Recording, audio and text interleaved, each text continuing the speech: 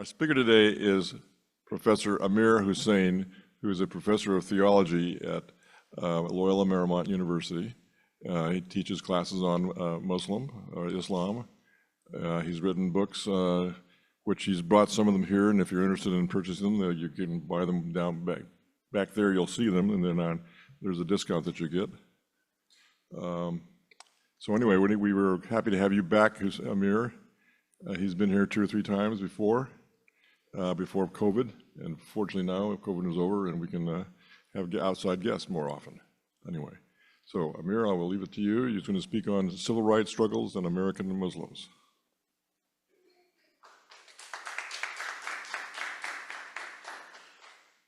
Thank you all. Can everybody hear me? Okay. Yeah.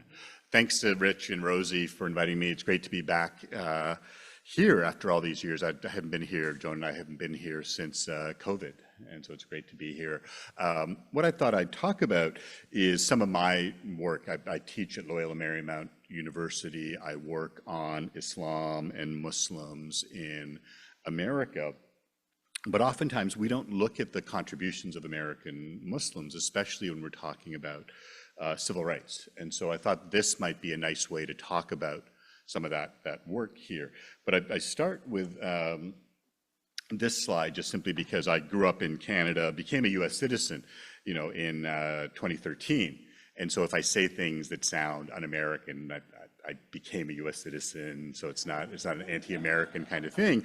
But I'm also cognizant of the fact that every country has its own issues with its own history. So in my country, Canada, just after COVID, you had the revelations of the mass graves at the residential schools where Indigenous children were sent for education for about 100 years or so. So what you see at the top screen is the Vancouver Art Gallery with an artist that did 215 pairs of shoes because they'd found like 215 children's graves, and so you look at that history. The bottom picture is the Canadian Prime Minister, Justin Trudeau, laying flowers in June of that year, 2021, at the funeral of a Muslim family in London, Ontario that was killed in an Islamophobic event where a guy had seen this family. It's horribly tragic because you imagine like a family going out for a walk, which is one of the few things you could do during COVID, and it's the mother and father, son and daughter, and the grandmother, and the grandmother and the mother are wearing hijab, and this guy sort of runs them down purposely because he wants to kill Muslims. And all of a sudden, the only one left is the little boy, and I can't imagine that horror of one day everything's fine, the next day you're literally an orphan. Your mom, your dad, your sister, your grandma have been murdered there. And so I recognize that every place has its own history of problematic kinds of things. I love this picture because this comes from 1964. I'm teaching this semester, actually this summer, a religion film class at LMU. And one of the films I show is Regina King's film, One Night in Miami. I don't know if anyone's seen that film. It's a beautiful film based on the actual night in Miami, February 25th, 1964, when Muhammad Ali shook up the world, right? Then Cassius Clay shook up the world, beat Sonny Liston, won the World Heavyweight Championship, and celebrated that night with 3 of his friends, Malcolm X, Jim Brown, the great football player, and Sam Cooke, the great R&B singer. That actually happened. Ali was very close friends with all of these men. We don't know what they did that night. So the movie is fictitious. Like, we don't know what the actual accounts, what the actual conversations they had were. But it's a marvelous sort of conversation. And in the film, they recreate this scene because the next day, Cassius Clay declares he's no longer Cassius Clay. He's now Cassius X, a member of the Nation of Islam. He's then renamed by the founder of the Nation of Islam as Muhammad Ali.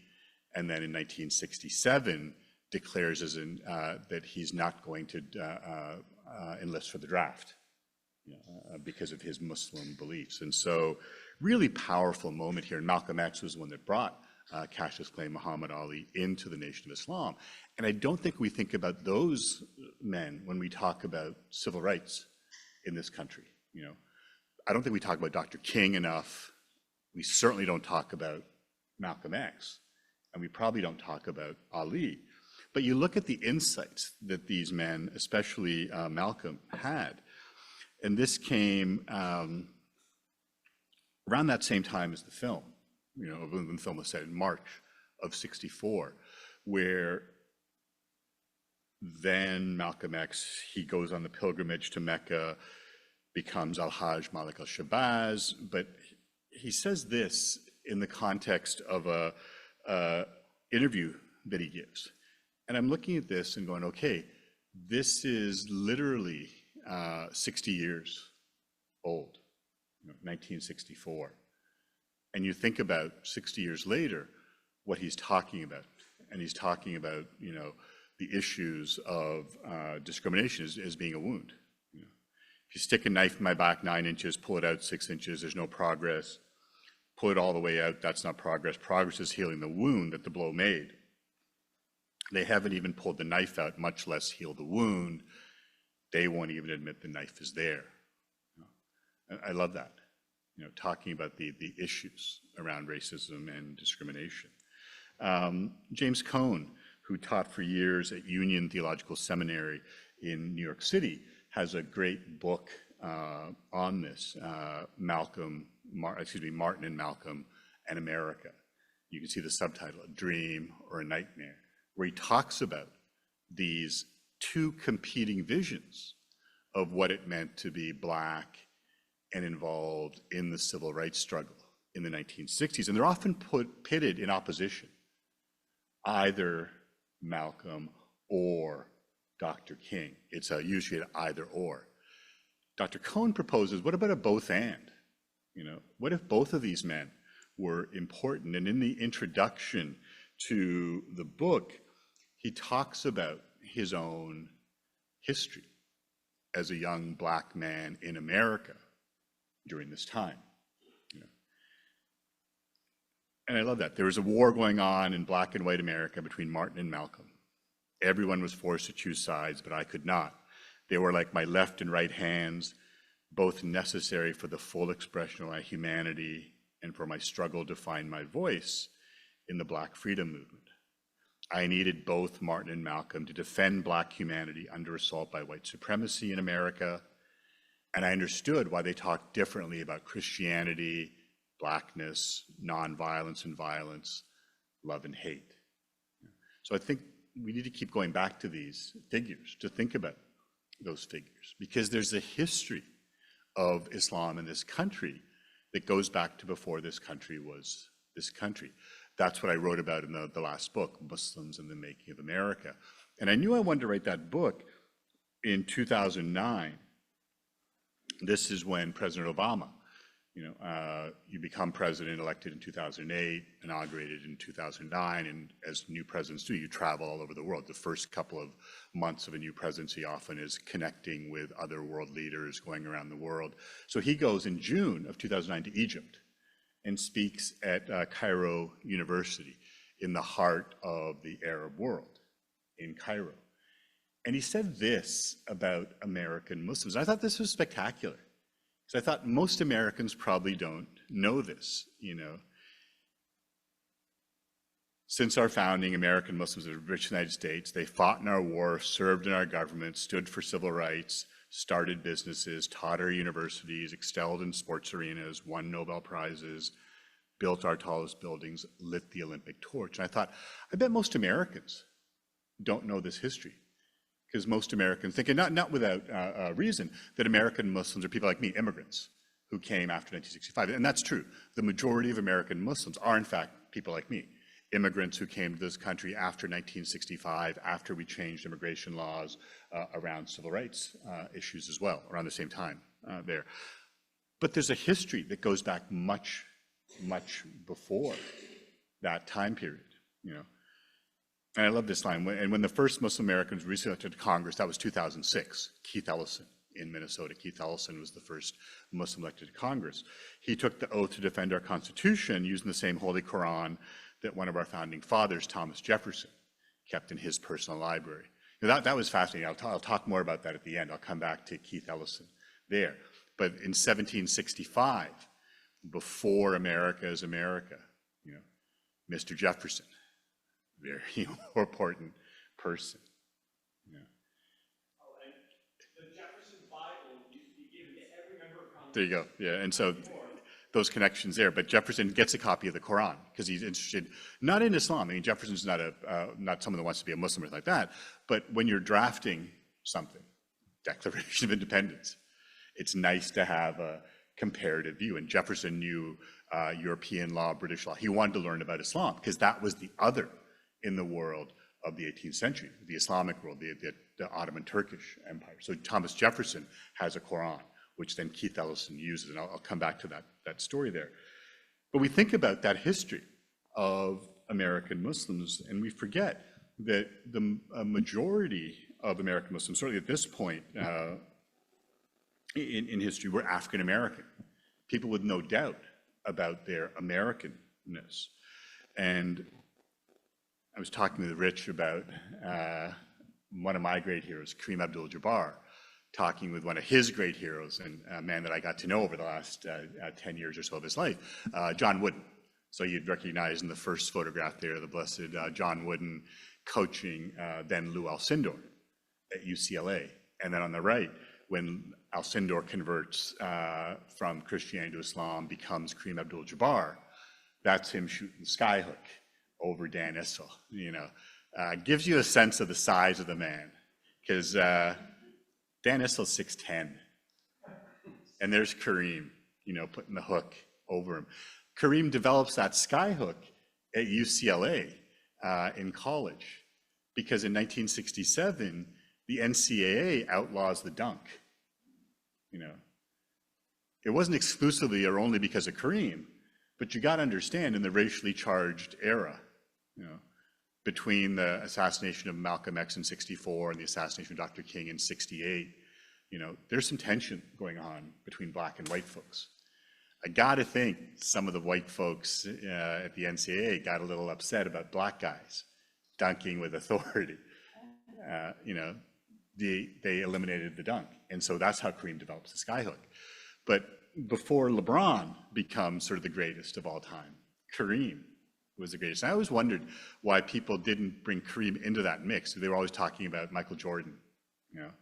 They weren't talking about Kareem and the titles that he won, both in college, 3-time NCAA champion.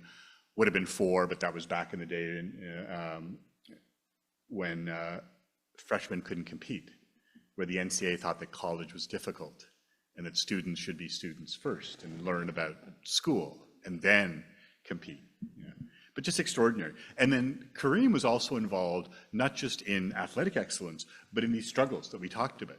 Do we think of Kareem when we think of civil rights? We really should. I mean, this is the famous picture called the Cleveland Summit, and you see seated at the bottom to the left, and it's sad how many of these men have passed away. Bill Russell, the great basketball player for the Celtics, and then Muhammad Ali in front of the microphone. Jim Brown, the football player that we talked about, and a young Lou Alcindor then, in his freshman year at UCLA. I was doing a lot of things in my freshman year in college, being at a national press conference was not one of them.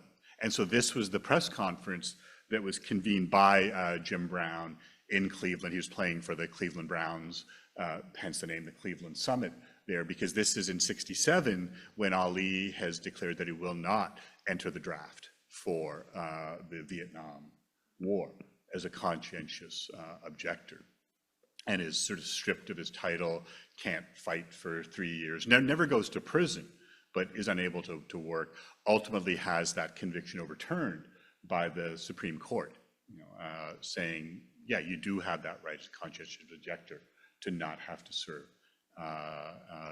in a war that you find to be morally objectionable.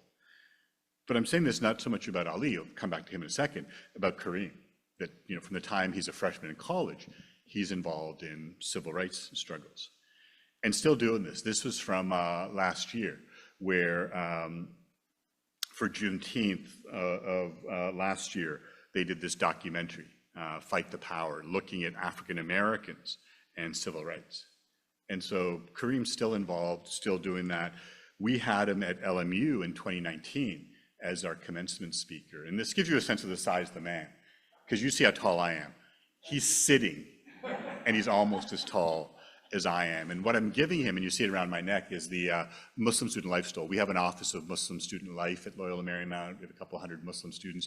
And I gave him the stole, and he loved it, because when he was at UCLA in '67, there was no Office of Muslim Student Life back then. Now it's a huge office. Now you've got a lot of Muslim students at UCLA, at USC, other universities. Back then, you didn't. I think he really appreciated that. And he's someone that's written, I think now 14 books. You know, I think I'm impressed because I've written 6. He's written more than double. You know, like there's athletes, I was talking to Rich about this, you know, there's athletes that haven't read 14 books, and yet there he is who's like written those, still deeply involved in issues around civil rights. And yet we don't think about Kareem, I think, when we talk about civil rights. And there he is, an American Muslim. My Great Hero, the book is dedicated, I mentioned before, to Muhammad Ali and what he was able to do. You know, as a kid growing up, I didn't have a lot of people that looked like me on television. You know, not a lot of South Asians. The people that looked not white were African American. You know, and he was one of the few that was not just African American, brown, but Muslim, you know, like me. And so you came to admire what he did, first and foremost as a boxer, because I didn't know the history of the civil rights part. If you don't know that story, watch the Ken Burns documentary, because Ken Burns did a marvelous documentary a couple of years ago on Ali. The first part of that is exclusively devoted to Ali as a civil rights icon, which I think was really, really interesting for Ken Burns to do. And it's that history that I was talking about. You know, when Alex Haley did Roots, and I remember as a kid watching LeVar Burton as Kunta Kinte in the television adaptation of this, Alex searching for his family's roots. The earliest ancestor he could identify was an African slave, Kunta Kinte, who'd come in 1732 to Annapolis. Kunta Kinte was Muslim. And that idea that, wait, there were slaves who were Muslim? There were Muslims in America before America was America? Then you think about it for a second, of course there were. We know that Islam has been in West Africa since the 9th century. We know that most of the slaves were brought from West Africa. Much easier to bring them from West Africa than East Africa to America. Why are we surprised then that about 10% of those West African slaves were Muslim? This history is really fascinating. If you look at this series of images, the middle one in black and white is from when this started, 1991. Lower Manhattan, you know, about 6 blocks away from the World Trade Center on Duane Street. They're doing some construction, as they always do in Lower Manhattan. They have to stop when they discover some bones, because you think, oh, what is this? Then you realize, oh, this is not a murder site, this is a graveyard. You know, what they discover is it's a burial site for African slaves. A couple of decades later, under President George W. Bush, it's opened as a national heritage site. You know, a national park, the African American National Memorial in 2007. You know.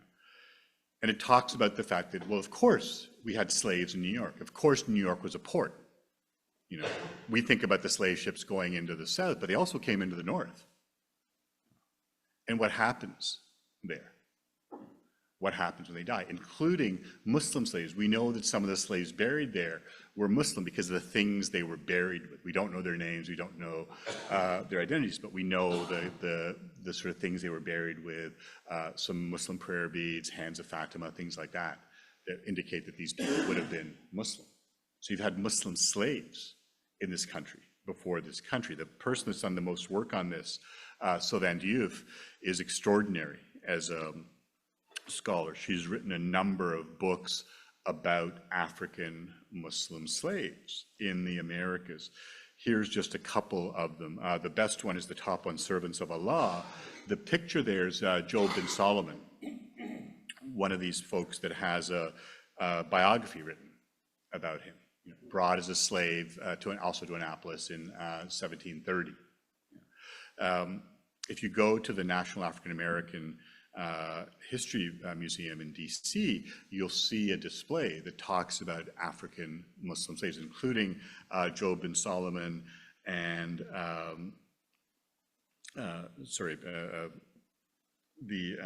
there's a collection at the Library of Congress by the first slave to have written an autobiography in English. And so you see some connections there. Omar ibn Said was a name I couldn't think of. And so you see images of these men, these slaves. You can read these narratives, both autobiographies in the case of Omar ibn Said, that's at the Library of Congress, biography in the case of Job bin Solomon. We just celebrated a couple of days ago, Juneteenth, the day 2 years after the Emancipation Proclamation and 2 months after the Civil War ended, when African slaves in Texas were finally informed that they were free.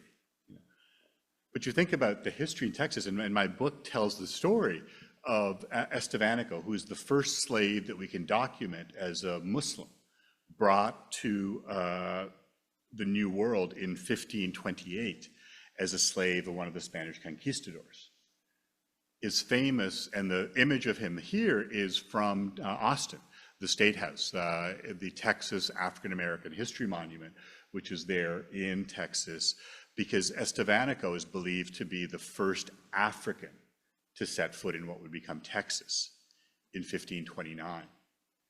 And you think about that one for a second, that the first African to come into Texas, a slave of one of the Spanish conquistadors, is also an African Muslim.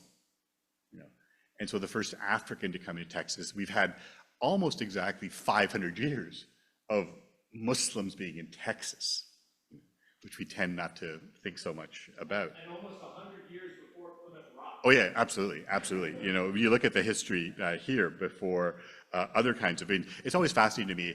I learned about Europeans coming to America in the way I'm sure many of you did, which was about the British, the colonists. It wasn't until I got to LA that I learned, wait, there were people that came here before the British?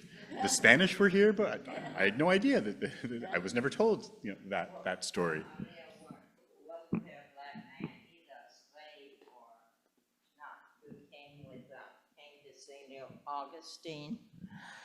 Absolutely. And so yeah, in Florida, exactly, Yeah. in St. Augustine, other places in Florida, yeah, absolutely. With the Spanish, you had slaves. Because again, if you think about the history of Spain, we all know 1492, because of America, because this is Columbus setting sail. We forget that there's another 1492 in Spain, and that's the Reconquista. One of my favorite books about this period is a book by a woman named Maria Menocalp, died far too soon in 2012, marvelous scholar of Spanish and Portuguese at Yale. But in this book, she tells the story of the fact that when Columbus set sail for the New World, he's not sailing from the main port. He's sailing from a smaller port because the main port is occupied with the ships of the Jews who are leaving. Because in 1492, Ferdinand and Isabella declared their intent to sort of reclaim Spain as Catholic Spain, getting rid of the Jewish and the Muslim history that's there. And so you have this really interesting sense of, oh, right, when the Spanish are coming from Spain in the 15th century, not long after 1492, there's Muslims and Jews that are still present, in that empire. I talked about the slave narratives of Muslim men. We don't have any extant narratives of Muslim women slaves that survive, but of course we know that they were there. This great film, Julie Dash, and I'll show you her picture here. Julie did this great film in 1991, first African-American woman director to have a film in wide release. I mentioned Regina King's film, One Night in Miami, again, African-American woman director, but it's sad to think between 1991 and 2020, when that film came out, not a lot of films done by African-American women there. But this film tells the story of women in the Carolinas who are coming from Muslim slave ancestry as well. So you have sort of fictional accounts of this. I want to spend a minute or two coming to the close here of talking about some of the diversity of American Muslims. I've been talking about African-American Muslims, who are the oldest community of Muslims here. And to this day, depending on the studies you look at, between 25 and 35% of American Muslims are African-American Muslims. But there's a huge diversity You know, when we think about American Muslims, do we think about Middle Eastern folks, Iranians, you know, especially in this town, which has a huge Iranian, I don't mean Manhattan, I mean Los Angeles, you know, as a city that has a huge Iranian population. Shirin Neshat is one of the great visual artists in the world. Just before COVID, one of the last exhibits I saw at the Broad was a major retrospective of her work called I Will Greet the Sun Again. She's Iranian born, but from the time she was a young girl, she's lived in Los Angeles, spends her time between America and Iran, has these amazing photographs, images, video installations of Muslims, you know. And so the fact that one of the great artists in the world is this Iranian American Muslim woman, is that the image that we think of? You know? So about a third of us are Middle Eastern American Muslims, which could mean they're Iranian like Shirin, Arab, Turkish. A third of us are South Asian, you know, people from India, Pakistan, Bangladesh.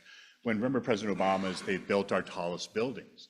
This is the person he was talking about, Fazlur Rahman Khan, who was an engineer, came over from Bangladesh, went to school at the University of Illinois at Urbana-Champaign, as a lot of Muslims do, coming abroad to America to study. Studied engineering at the University of Illinois, joined Skidmore, Owens Merrill, you know, the great design firm. He was the structural engineer that made possible the construction of these really tall buildings, like the John Hancock Building and the Sears Tower. You know, for a time, the Sears Tower was the tallest building in the world, not just in America, but in the world. You know, that was built. The way, I mean, the possibility for it being built was dependent on this Bangladeshi Muslim structural engineer. So when President Obama talked about they built our tallest buildings, this is who he was talking about. You know, when we talk about the contemporary kinds of protests, you know, and you see the picture on the man on the right, you may recognize Colin Kaepernick, you know, who in 2016 famously knelt before the national anthem at the NFL games. He was the quarterback for the San Francisco 49ers, you know, protesting the racial injustices in this country, not disrespecting the flag, not disrespecting the troops. That was never his intention. It was to take a knee to talk about what was happening with race. We don't remember that 20 years later, an American Muslim did the same thing. The guy on the left in the white t-shirt is Mahmoud Abdul Rauf, basketball player. Chris Jackson at LSU converted, become Mahmoud Abdul Rauf, played for the Denver Nuggets. And for one game in 1996, didn't stand for the national anthem because of his concerns about what was happening in America. He was basically banned from the league for that. You know, everyone talks about Steph Curry as the greatest shooter they've ever seen. I saw Mahmoud. Mahmoud was phenomenal, you know, as a shooter.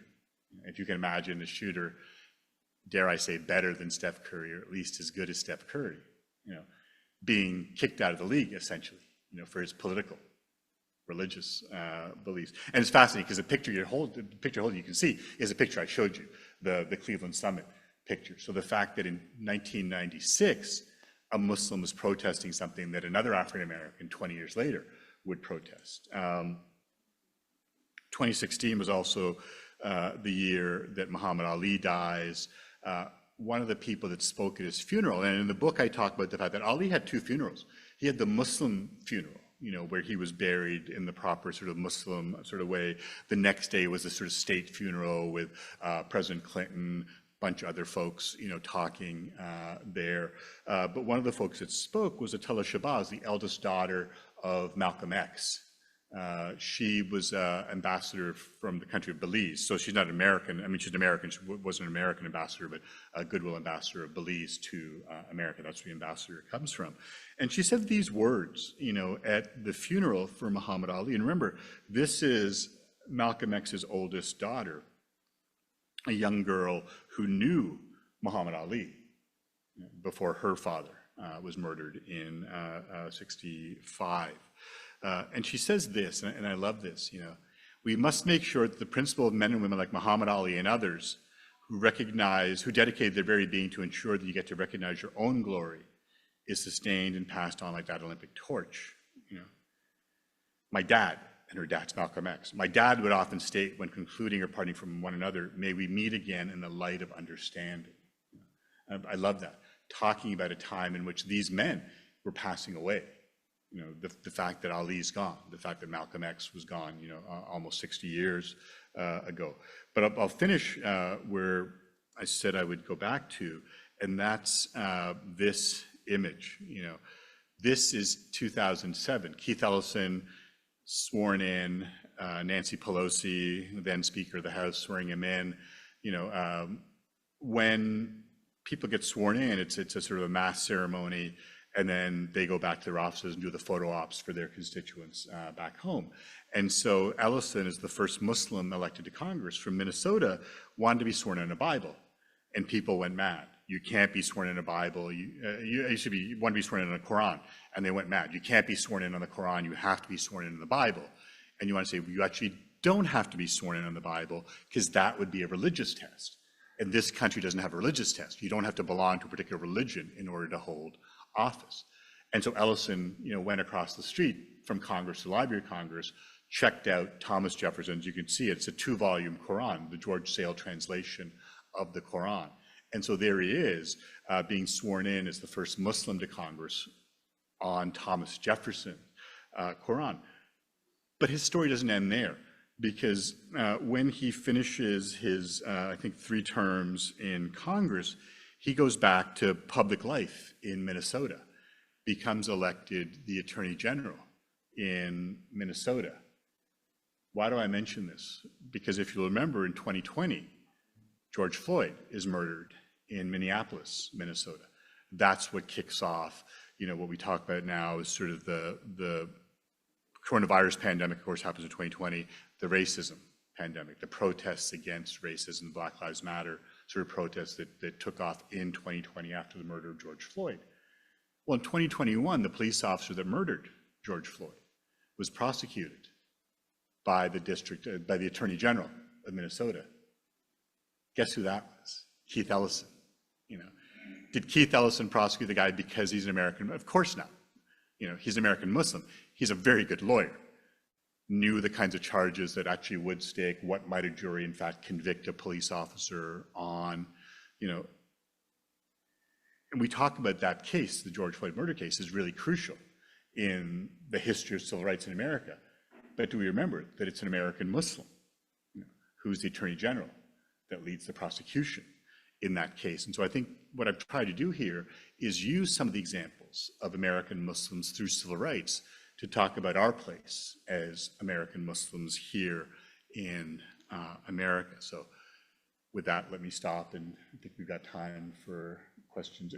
Rich, we're done 9:30? What's 9:45? Well, perfect, okay. So lots of time for comments, questions, and discussion. Thank you.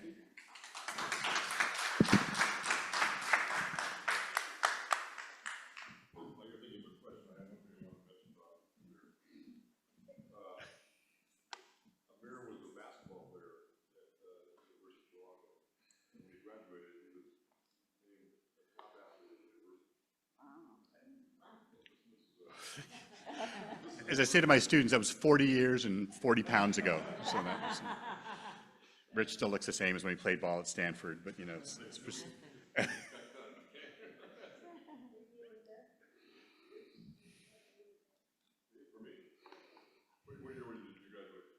Oh, I graduated from college in 1987. 87. Thank you. Amir, I'm Jack. Hi, Jack. Nice to meet you. Thank you for this morning. I just want to put the shoe on the other foot for a second. Sure.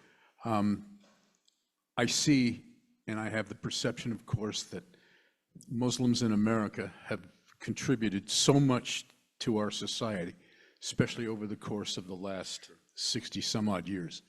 But the question I have is, why don't we as a nation know more?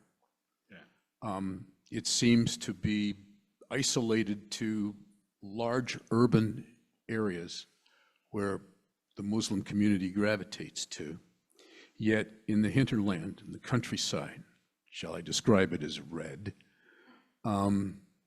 there is no understanding. there is a lot of fear and hate. And they're very, very willing to cite Muslims as criminals for having induced so much pain into this country on behalf of the cause of the Muslim religion. And I have an oncologist and his wife, my next door neighbor. They're from Pakistan. And I can't remember what event it was. It wasn't too long ago. Maybe I want to say about a decade ago, where somebody, I think, came into a church or synagogue and blew away a bunch of people. And he had an Islamic surname. And there was an awful lot of upheaval, even in my neighborhood, where a lot of my friends don't know enough and haven't bothered to learn enough. So I put it to Yeshim, why aren't you doing something about this? And she said, you know, you're probably right. The Muslim community, and to use her expression, the Muslim community has been on their back foot with regard to all of this. And I just want to know how you would respond to that. But thank you. That's a great question and story there. So let me say a couple of things. One is, if you look at the history of Islam in this country, it's really fascinating because part of it is like the big cities in the sense of slave ports. You know, where did Muslims first come into? Well, they came into the places like Annapolis, like New York, where the slave ships sort of went into. But then if you look at the sort of second wave of Muslims that came in after slavery, these were people primarily from the Ottoman Empire who were brought in as farmers, you know. And so the first mosque in this country is a little over 100 years old. It's not in New York or Chicago, or it's in Bedford, Maine. It's this little town in Maine because there was a textile mill that was there. And the guy that owned the mill brought in a bunch of Albanians, because apparently Albanians are good at textiles. You know, we don't think about Albania as a Muslim majority country, but it is, you know. And so you have that. The next mosque that we have evidence for is in Ross, North Dakota. The next one in Cedar Rapids, Iowa. And so like these really interesting kinds of things where Muslims, in fact, have come across, particularly into the Midwest. So the first mosque in Canada was not in Toronto or Montreal, it's in Edmonton, you know, because there were farmers that were brought in here. So there's a history here, but oftentimes we don't talk about that history and look at that kind of history. So that's one thing. The second thing is that I think, you know, certainly pre 9/11, most American Muslims weren't interested in sort of being in the media or doing those kinds of things. You know, you're doing what American, especially American immigrants do, work hard, try to make success of yourself and do those kinds of things. And oftentimes they're doing them in professions like what you mentioned with your friend, their next door neighbors, the oncologists. You know, I've spoken a lot of times in places, for example, Iowa or Nebraska or Oklahoma, where people will say, oh, you know, we'd love to have more dialogue with Muslims, but there's no mosque in our town. And my stock answer is, but there's a university here. I know because I'm speaking at this university.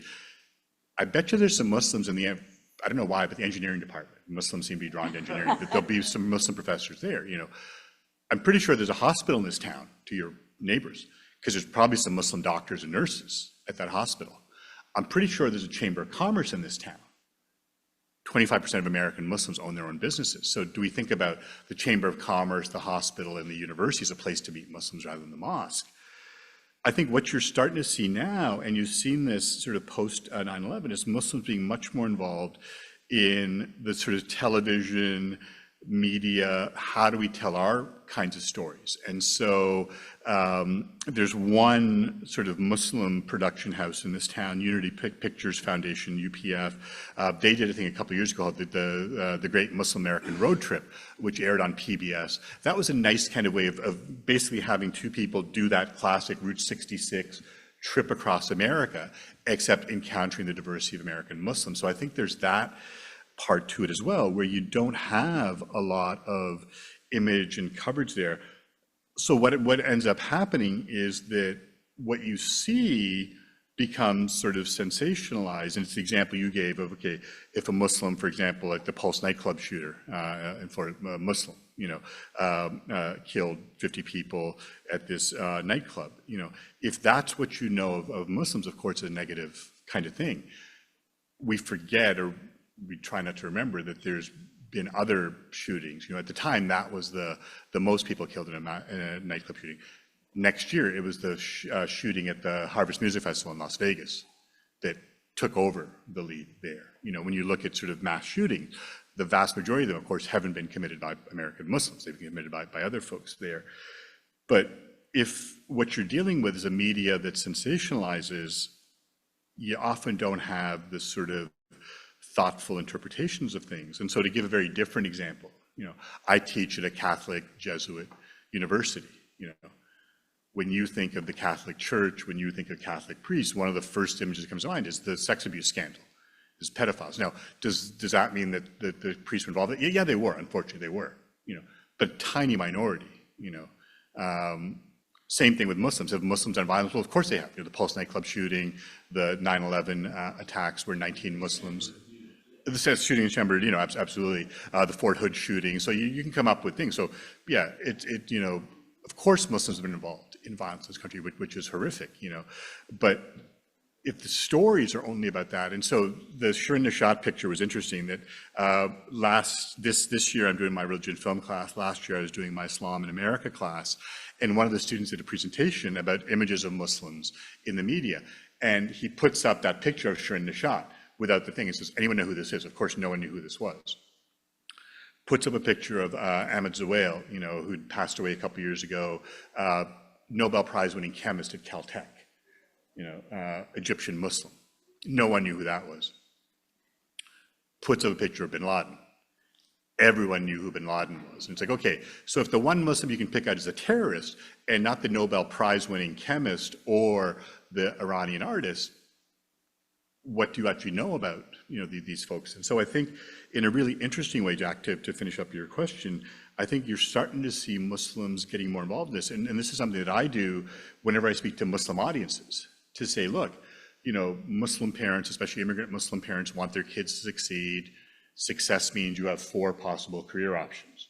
You're a doctor, you're a lawyer, you're an engineer, or you own your own business.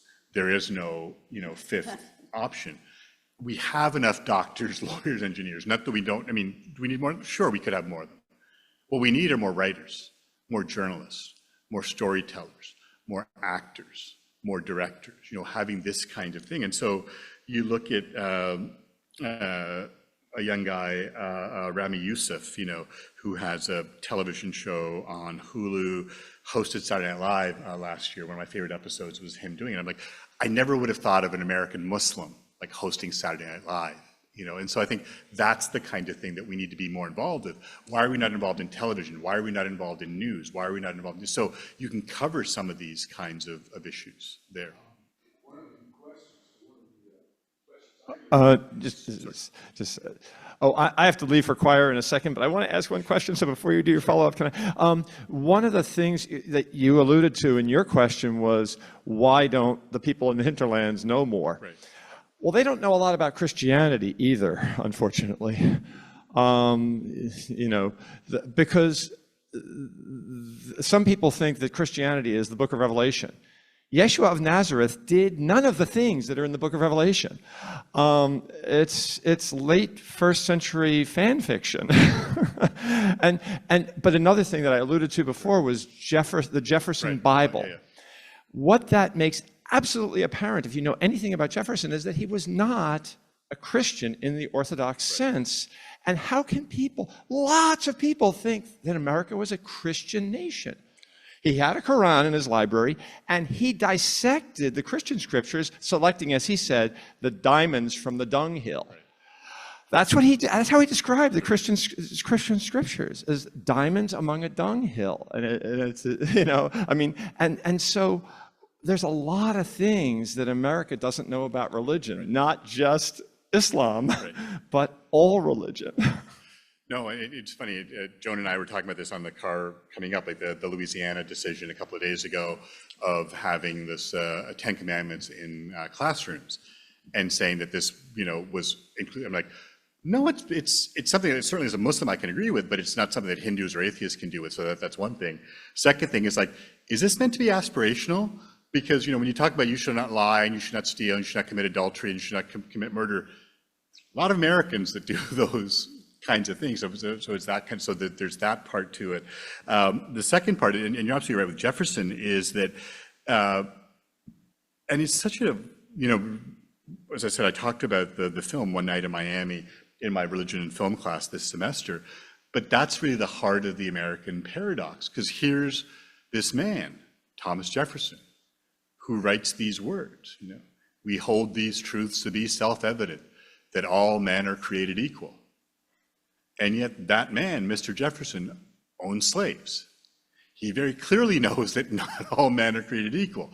Who do you count as, that American kind of thing. But the religion thing becomes interesting because the reason that we have the First Amendment, and of course you know this if you know American history, is the Virginia Statute on Religious Freedom that, again, Mr. Jefferson founded. When Joan and I love to go to DC, mostly because her niece and kids are there, but also to visit, and I always try to get to the Jefferson Memorial when I can, and the Lincoln Memorial.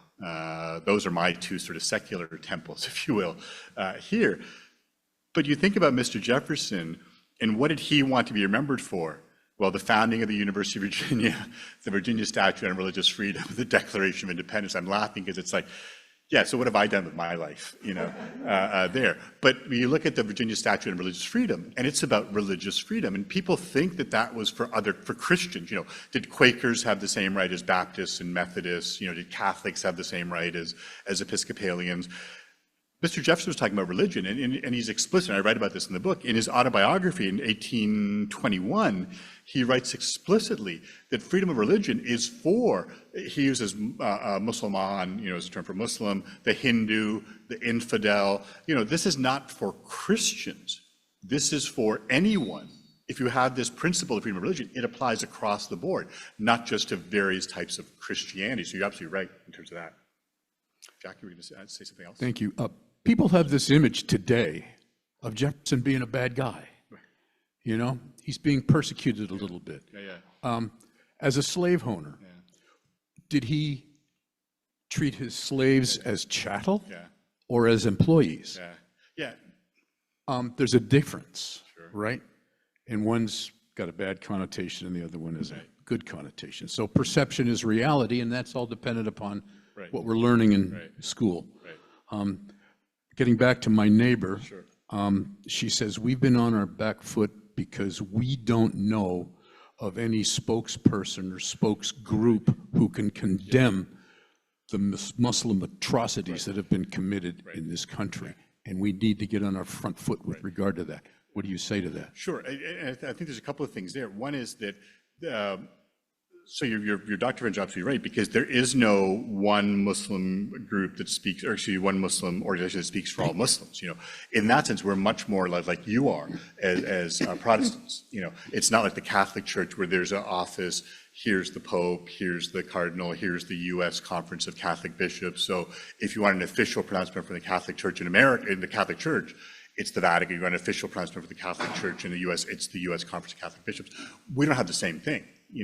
In the same way that all the different varieties of Protestants have their own kinds of organizations, that may not in fact speak for all the members of their congregation. That's a whole other question. No. But even within the U.S. context, Joan happens to be United Methodist. A United Methodist Church is basically split over the issue of LGBTQ ordination.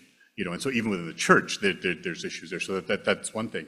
The second thing is that you, in fact, do have some groups, the most prominent one, meaning Muslim groups, being the Muslim Public Affairs Council. It's actually based here out of LA, and they do a lot of that kind of work in DC. So they have an office here and an office in DC, but they've issued exactly those kinds of pronouncements, though the problem is that often doesn't get the same kind of press coverage. So I think there's a little bit of that. I've been working with a guy who's been one of our sort of funders for Muslim life at LMU to start doing internships of students going to DC, meaning Muslim students, for two very different reasons. One for him is, let's get Muslim students into DC so that they start thinking about public service, so that they're not just, if you want to be a doctor or a lawyer engineer, you're not just thinking about being a doctor in your own practice or working for Cedars, or you're nothing wrong with Cedars. I happen to have a Cedars doctor. I don't mean to, be offensive to Cedars there. But maybe a nonprofit clinic, or working in the law, not being a corporate lawyer, but maybe working in a public interest thing. So this idea of we send 100 Muslim kids to DC and get them interested in these kinds of things, maybe some of them, and he's under no illusion, maybe 10% of them might actually go into public interest kinds of things around law, around medicine, around business, rather than trying to increase your own sort of fortune. The other thing is, this will let folks in DC know that, oh, by the way, Muslim Americans are part of America. And you know this, if you're a college student, I mean, oftentimes we learn about the world, if we're fortunate enough to go to college, in that way, where you come out of your own little high school environment, you think you're a great, I'm not looking at Rich, I'm looking at Rich, you think you're this, this wonderful, great athlete, and then you go to Stanford, hey, guess what? There's a bunch of really good basketball players in California, and you have that kind of thing. I happen to play basketball in Toronto at a time just before Toronto became sort of the hoops. I mean, I couldn't make that team now, kind of thing. Yeah. Well, there you go. You look at the kinds of things that happen there. But so this idea that, if what you see around you are these folks in the Muslim community, maybe that will help change things too. And then the other part, I know there's a question here, the Jefferson thing is so complicated because, again, you have this idea that, you have people that are doing what's right for their time. And when you look back on it, it's easy to criticize. And so I actually get my students thinking exactly the same thing, because it's Juneteenth, it's Pride Month. And, to them, it's, what do you mean people discriminate against people because of LGBTQ? What do you mean people discriminate against people because of the color of their skin, And I'm like, yeah, 60 years ago when this was legal, these weren't awful people. This was just the way that the world was, What I challenge them is, what do you do that 60 years from now, your grandkids are going to say, did you really do that? Did you know that? And they come up with two answers. One will be around climate change. Like, did you not think this was true? Did you not think that this would become a desert? The other one, which I think is interesting and already happening now, is the whole thing around not just veganism and vegetarianism, and not just animals feeling pain, but it's like animals could think, right?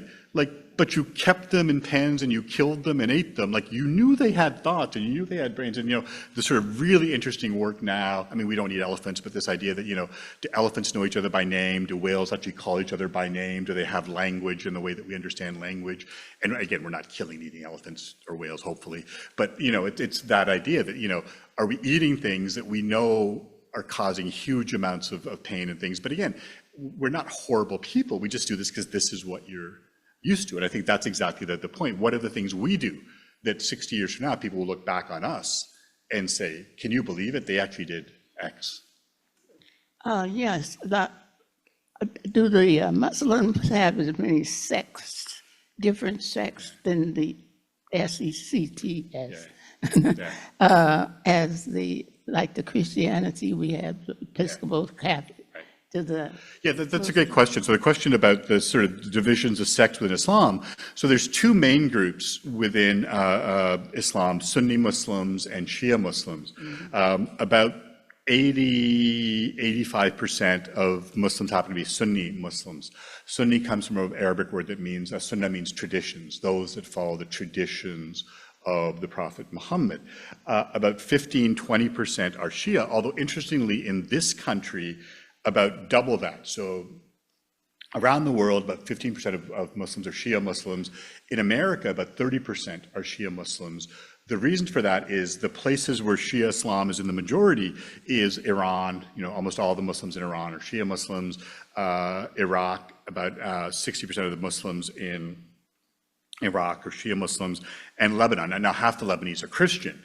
We forget about Christianity in the Arab world, but of the half that's Muslim, the majority are Shia. And if you look at America, there's large segments of which I just talked about, Los Angeles. There's a huge population of Iranians in Los Angeles. So it's not surprising that the number of Shia Muslims in this country is double what it is in the world at large, because you've got large concentrations of folks from Iran, from Lebanon, from Iraq here. That split is really a theological split. Like, how do you understand the ideas and practices? it's not as sharp a division as between Protestants and Catholics. So the Sunni-Shia split isn't like that. I happen to be a Sunni. I've worshipped in Shia centers. The way in which Shias do their prayers is slightly different. The time in which they break the fast is slightly different, but everything else is the same. There's no lack of communion, to take that example, like there is between Protestants and Catholics. So the fact that Joan, as a Protestant, when we go to Mass at LMU, I don't come for communion because I can't, because I'm not a Catholic. Joan doesn't come for communion because she can't, because she's the wrong kind of Christian. She's a Protestant. We'll come up and get a blessing from the priest because we both love, who's going to turn down a blessing from a holy person. So within Christianity, you have that distinction between Catholics and Protestants. The split between Sunnis and Shias is more like the split between, let's say, Methodists and Baptists, or Baptists and Presbyterians. It's different, but it's not significantly different enough in that kind of way. Within the Sunni tradition, I think that the differences are much more the kinds of, within the Shia tradition, there's also one group that you may have heard of, the Ismaili community. The Ismaili community, and this is going back to Jack's question, is the only Muslim community that actually has a spokesperson. That's the Aga Khan. So the Ismaili community is a community of maybe 15 million Muslims. A ballpark, there's a little over 2 billion Muslims, almost 2 billion Muslims in the world. Ballpark, 75–80% of those are Sunni, 20% are Shia. Of that, only about 15 million are Ismaili Muslims. They have their own kind of authority structure. They have a living sort of leader, the Aga Khan, a guy who lives in Portugal. So their way of practicing Islam, they have like their own separate prayer spaces where non-Muslims aren't non-Ismaili Muslims aren't involved with or participate. In that sense, I'm not saying this in other ways, but think about them in the same way that you might think about the LDS Church, the Church of Jesus Christ of Latter-day Saints, who sees themselves as Christians, but distinct with a separate kind of tradition and community, so that, unless you're an LDS member, you're not able to go to the temple. You can go to a church, but you can't go to the temple, be involved in the rituals there, unless you're part of that community. So you have that difference. The main difference, though, I think, to your point, is really that the differences of sort of religiosity, expressions of that religiosity. And so half of American Muslims, when asked, will say they don't identify with a mosque. Now, part of that is we are like Protestants in that sense. You can do the kinds of things you need to do at home. You don't need to go to we're not Catholics that have a priest who can do certain things, the sacraments that only the priests can do. You can do the kinds of things at home. Your pastor is simply that, a pastor, someone who's got different skills and can help things, but in and of themselves isn't doing things that only they can do. That's different from the Catholic notion of a priest, where only the priest can do the Eucharist and do that kind of work there. What separates many of you as Christians is exactly this question of, how religious are you? How much do you practice? Are you more to the left politically? Are you more to the right politically? Are you more traditional? Are you more conservative? And you have exactly those kinds of differences of opinion among Muslims. And so among American Muslims, you have American Muslims that are dyed-in-the-wool Republicans, you have American Muslims that are dyed-in-the-wool Democrats, you have folks that are wealthy. I can't remember the exact numbers, I think it's 25% are people like me, who are like, wealthy, educated, making over $100,000 a year, professors, lawyers, engineers. 40% of us live below the poverty level. That's one of the interesting things. When we don't think about working class Muslims, there's more Muslims who are working class. My parents worked in factories. You go to like Orange County, and there's this huge population of Muslims that came from the Cham Kingdom, like Cambodia, Laos. They're all sort of manual laborers, kind of thing. If you look at young African Americans, they may well be sort of marginalized, displaced, and that kind of thing. And so I think the differences that you see among American Muslims in many ways are no different than the differences you see among American Christians. It has less to do with their denomination, like what exactly is the difference between Methodists and Presbyterians, or between Presbyterians and Congregationalists. Like, it's kind of minor differences that if you ask most folks in the church, they probably wouldn't be able to tell you. what that difference was. And again, I don't mean to pick on Joan, but I remember when I first came to LMU, the chair of my department happened to be a Presbyterian who was also like a minister at a Presbyterian church, and he'd invited us to one of his services, and we went there, and Joan, as I mentioned, United Methodist, and we finished the service, and she was like, well, that was very different from what I'm used to. And I'm like, how was that very different? Well, at the end, when we did like the confession, when we did this, we do that silently. They said it out loud. I'm like, oh, that's a huge difference. Like, it's the same words. Your church just says it silently. This church says it out loud.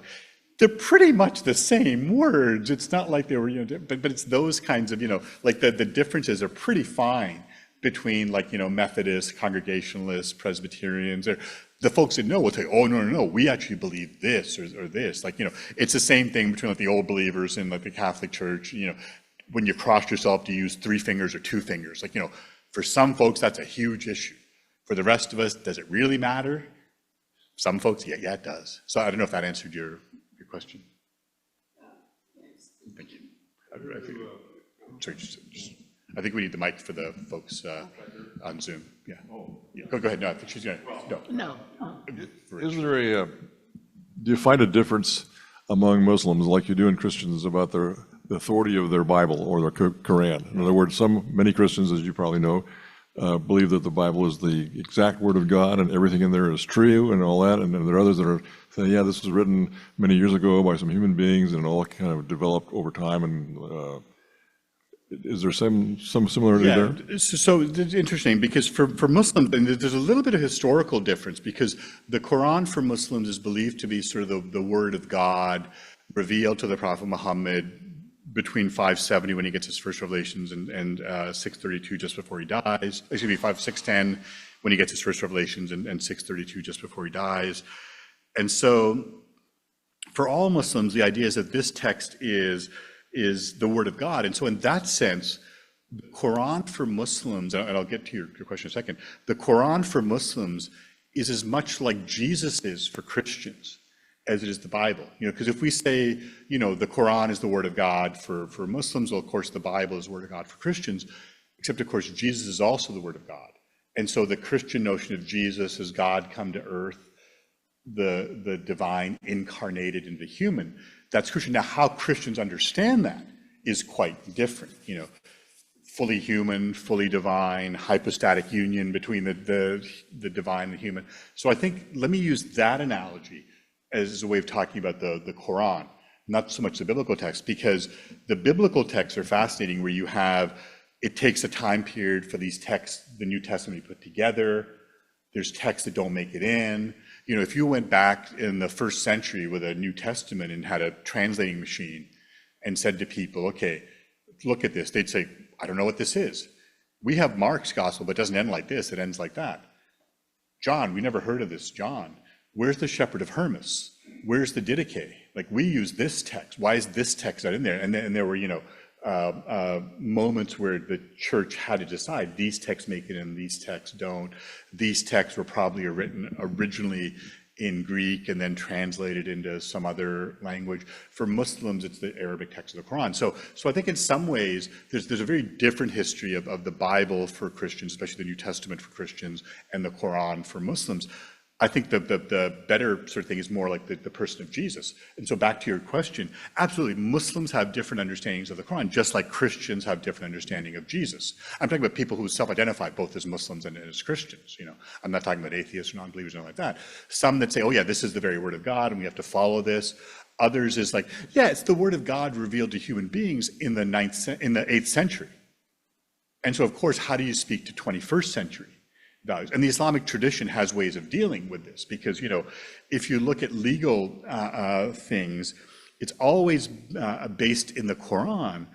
But what do you do when there's no Quranic? The Quran says nothing about software piracy. The Quran says nothing about illegal downloads, and so do you say, well, this is, well, no, is this not a kind of theft? Is this not stealing in the same way that you'd be stealing from someone, and don't you do it that way? So I think absolutely. The Quran says nothing, I'm sorry, Jack isn't here, the Quran says nothing about abolishing slavery. The Quran is revealed in a world, just like the Bible is, in which slavery exists. It talks about human beings being slaves to God. It talks about freeing slaves as being a thing that is good in the eyes of God, but it doesn't say slavery is a terrible thing and you should abolish this institution. You know, the Bible never says that either, except both Christians and Muslims abolish slavery. They do it outside the Quranic kinds of things. And so I think precisely that sense of, you know, how do you read this text? That's the other thing. And in this sense, the Quran is actually even, I don't know what the right word, easier or trickier than the Bible, because the Quran literally says in speaking about itself in some of its verses, some of these are metaphorical. Some of these are literal. Doesn't tell you which ones are which. And so that basic question, when you read a text, is it literally true? Or is it metaphorically true? Or are you someone like me that says, no, the metaphorically true is actually probably more important than it's literally true? Like, you know, use a completely different text. Do I believe in the Greek gods and this kind of thing? No. Do I love the Iliad as a text? Do I think Homer's absolutely? You know, in the Iliad, when Achilles defeats Hector and drags Hector's body through the street, you know, and the gods are not pleased with this. Do I believe this to be true? Of course not. But is the truth of what happens there, you shouldn't drag the body of your opponent through the streets, not true? Absolutely, it's true. You know, and so sometimes even the metaphorical or what we know in fact is false. Like, you know, can you learn, and I talk about this in my class all the time, can you learn things from fiction? Absolutely, you can learn things from fiction. So you might even think of the Quran as fiction, and yet there's still stuff to be learned from it. So absolutely, there's differences of Muslims in terms of how you interpret this. I'll stop here because I know we got a few minutes left and we'll see if there's any more questions. But look at issues of gender and feminism. You know, the Quran historically has been interpreted by men. And I think not men who wanted to marginalize women, but just men who had their own interests at heart, who ended up marginalizing women. Well, how do women hear the Quran? How do women understand this text? You know, so there's a marvelous book, and I mentioned this in my text, by a woman who teaches at the University of San Francisco, Aisha Ayatollah, called Feminist Edges of the Quran, where when she wrote this, she was looking at 20 years of feminist scholarship on the Quran. And that's her first thing. What's it mean that there's at least 20 years of Muslim women feminists as Muslim women, but also as feminists, writing about the Quran? How does the Quran speak to them? And then how does she understand the sort of, you know, project of the last 20 years or so of this? And so that for me is a great example of how is it that Muslims are rereading the text, reinterpreting the text, because gender, you know, how do women understand this becomes so crucial, and that's happening. Last question, or not last, but please ask questions if you don't have to. Yeah, and I'm happy to stay afterwards, but I know you have to go. I've just got a quick question, if it's okay to deal with details for another minute. Sufis, do they come out of a Sunni tradition? Sure. Okay. Yeah, so it's the Sufis are the mystics within Islam, and just like within Christianity, you can have sort of Protestant mystics, Catholic mystics. We tend to think of it more as a Catholic thing than a Protestant thing, but of course there are Protestants who are influenced by this. Same thing. So Sufism is the mystical tradition with Islam, and you have Sunni and Shia Muslims who have that sort of mystical idea. And that sense of, you know, for all Muslims, the idea is you will encounter God when you die in the world to come. What about those who are sort of, and they say this themselves, spiritually impatient, want that encounter with God, not in the world to come, but in the here and now? And how do you do those kinds of practices there that may involve breathing exercises, meditative kinds of things, physical things? Probably the most famous, at least in the West, Sufi group is the Mevlevi, the Whirling Dervishes, around Jalaluddin Rumi, this notion of movement. And we know this. We know that, you know, repetitive movements, controlling your breath, repeating certain things, puts your mind in a different state there. You feel different. You think differently there. So absolutely. So Sufis, the mystics in Islam, you see them both in the Sunni and the Shia tradition, just like you see mystics in Christianity in both, not just both, Catholic, Protestant, and Orthodox communities. Any other questions? One last question. How does the Pacifica group fit into your idea of yeah, so the Pacifica group is great. So the Pacifica group, Turkish Muslim group, they have a particular founder who I would call a Sufi, Fethullah Gulen, who has his own sort of understanding of this. And so they are connected to that community. But part of that for them, and what I love about that is we were just watching the other day, late night, the Late Show with Stephen Colbert. And Colbert, if you know, happens to be Catholic, and he had Anthony Fauci on. And Dr. Fauci is a product of Jesuit education. Went to Regis High School in New York, went to Holy Cross in Worcester, Massachusetts. And it was really interesting to hear him talk about this. He says, look, what I learned from the Jesuits, what I learned from Jesuit education was men and women for others. You know, I mean, he said it as men for others, because again, he was at a time which Regis was boys' school, Holy Cross was a boys' school. It wasn't like a co-ed school when he was there. So it was men for others. But this idea of service to others, that, back to Rich, your question about the Pacifica movement, is exactly that. Like the Pacifica group comes out of what's called the Hizmet movement in Turkey. Hizmet means service. And this idea of service, you do service to others. That's your primary obligation to God. And you can sort of see this in that mystical way. If you understand your relationship to God in this way, it means you're called to do certain things on this earth, which is to do service there. And so that group is very threatening to sort of the current administration in Turkey, and there's been tensions there. But certainly within America, they've done amazing kinds of good works, charitable works, service kinds of works there. This congregation has a relationship with a Pacifica group here. Oh, marvelous. Well, I know they're really basically in Orange County, but Yes. we meet with them Yeah. here for dinner, for a meal. They do a lot of twice different year. events, we do a lot of things, but a lot of it, again, I think is that service kind of component, where it's not so much what do you believe, what are you willing to do? I mean, my first, I'll stop here because we're out of time. My first interfaith experience when I was in college had nothing to do with a theological thing. It was going to a Protestant church because they were helping to feed the hungry. And I believed in feeding the hungry. And so that was the kind of thing. So oftentimes it's a service thing. Let's do this work to feed the hungry, to work with the unhoused in our community. We all agree that this is something that we're called to work on. Thank you all. Also very ecumenical. Absolutely. I don't know if that's true throughout the rest of Islam. Yeah, no, they are. It depends on where you are, because, if you're a Muslim in a minority, I mean, especially in North America, I'm smiling as I say this, if you're a Muslim in America, you have to know about Christianity and Judaism, because those are dominant traditions. You have to do that kind of work.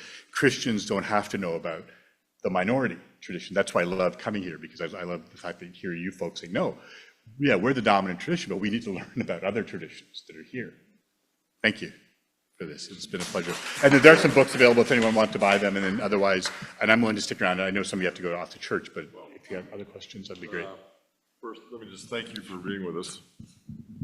Amir, thank you again. It was a fascinating hour to hear you and speak with you and ask questions. And we hope we'll have you back again before 5 years. Yeah.